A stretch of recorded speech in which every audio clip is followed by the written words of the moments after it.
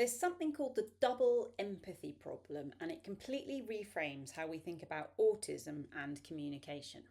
So, Dr. Damian Milton, an autism researcher, first coined the theory in 2012.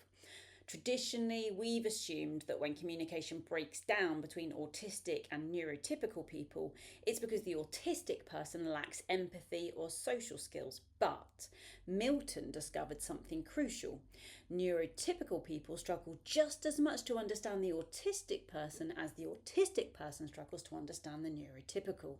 It's a two-way communication gap, not a one-way deficit.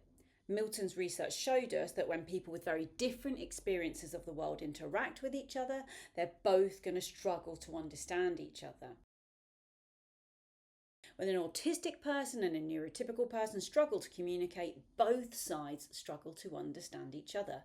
It's not that one person is better at communication, they're just using different communication styles, kind of speaking in different languages. This challenges the assumption that communication breakdowns are the neurodivergent person's responsibility to fix. Think about what happens when two neurodivergent students connect. The conversation flows naturally, they understand each other's humours, there's an ease to their interaction. It can be rather beautiful to observe, even though it might all happen rather differently than what we'd observe between neurotypical pupils. But that's double empathy working in their favour. Their communication styles align, and so these students then demonstrate sophisticated social understanding. They're not bad at communication. They excel at it with people who share their communication approach. Consider the autistic student who appears withdrawn in group discussions but engages deeply in one-to-one conversations, or the student who struggles with classroom chatter but thoughtful exchanges will happen between them and specific teaching assistants.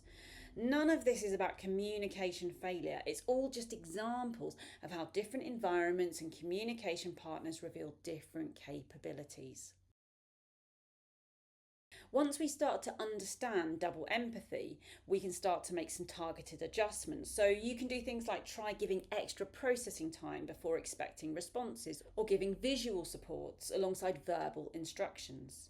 You can try creating quieter spaces for meaningful conversations, or recognising things like eye contact. It's not necessarily crucial for active listening.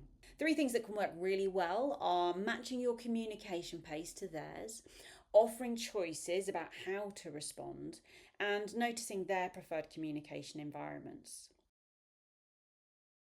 Research, and my personal experience, consistently shows that neurodivergent people often form their strongest relationships with other neurodivergent people. So instead of always focusing on helping our ND students to fit in with neurotypical groups, we can actively support these natural partnerships. Watch for moments where neurodivergent students find each other. Support those friendships. Create opportunities for collaboration between students who communicate similarly. The double empathy problem shows us that communication differences are not deficits. They're variations in how we connect and understand each other. This week, maybe you could try observing when communication flows easily for one of your neurodivergent students. Notice who they're with, what the environment is like, and how the interaction is structured. These observations can then guide you towards creating more opportunities for authentic communication for that student. I'd love to hear what patterns you've noticed about how neurodivergent students and young people communicate. Please share your observations in the comments.